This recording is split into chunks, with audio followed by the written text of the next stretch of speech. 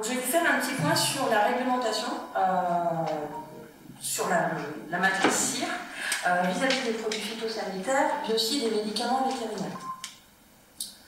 Donc, pour introduire un peu la réglementation sur la CIR, on va beaucoup parler dans les présentations de limites maximales de résidus. Donc, c'est un seuil réglementaire de concentration de résidus de produits pesticides, biocides ou médicaments vétérinaires, au-delà duquel la commercialisation d'un produit alimentaire n'est plus autorisée. Il y a toute une base de données qui est disponible sur Internet, sur le site de l'Europe, qui permet de vérifier pour chaque matière active la limite maximale de résidus qui est fixée pour le produit miel.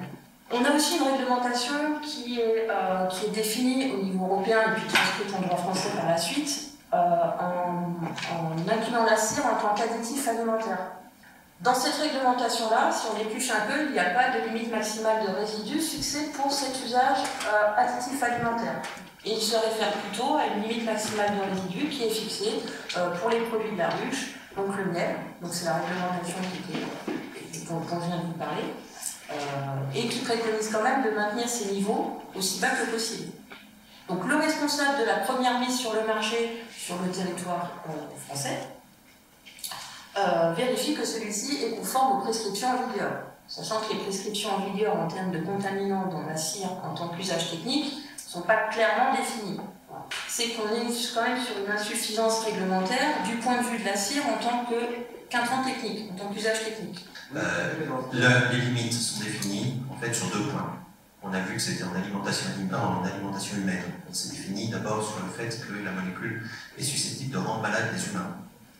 J'ai bien conscience que ça ne répond pas à vos questions parce qu'on ne parle pas de la limite qui est capable de rendre malade les animaux, justement, les abeilles. Une des pistes d'ailleurs sur les cires, c'est de savoir si les cires ne pourraient pas devenir alimentation animale. Donc, je vais vous faire un petit focus donc sur l'agriculture biologique, en fait l'utilisation de la cire en agriculture biologique. Donc la cire, c'est l'article 13, le premier, où il est dit que la cire doit provenir d'unités de production biologique. Le deuxième article qui vise la cire en agriculture biologique, c'est les règles de conversion, et où il est dit qu'au cours de la période de conversion, la cire doit être remplacée par de la cire provenant de l'agriculture biologique. Si on regarde au niveau national, le nombre de dérogations que nous n'avons plus gérer, puisque c'est bien la honte qui gère les dérogations. Depuis, donc je fais un relevé depuis 2010 au niveau national, on se rend compte que finalement on a quand même très peu de dérogations qui nous sont parvenues. Une demande de dérogation doit être faite avant d'entrée de la cire non biologique sur l'exploitation. Donc à ce jour, c'est zéro résidu pour avoir la dérogation.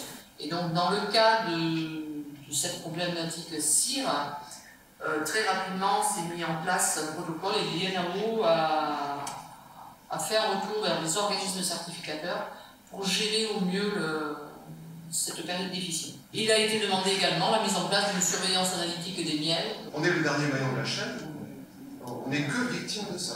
On ne peut pas se retourner de façon réglementaire contre qui le revendeur, qui le producteur de cire ou que sais-je. Logiquement, on doit pouvoir s'appuyer sur ce cahier des charges pour dire que le produit n'était pas conforme à son utilisation qui était prévue du fait de l'étiquetage bio et en vue de l'agriculture bio. Donc je pense qu'on peut se défendre. Il va falloir réfléchir, je pense qu'on va mettre quelque chose en place.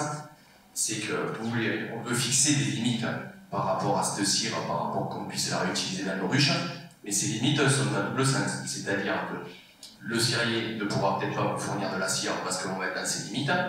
Mais vous ne pourrez pas aussi utiliser votre cire qui sera contaminée aussi, parce que ce n'est pas forcément aussi un problème de cirier ou autre, c'est un problème aussi d'environnement. Votre cire, ce que vous allez produire, sera peut-être bonne, mais elle contiendra aussi des molécules qui ne pourront pas être autorisées.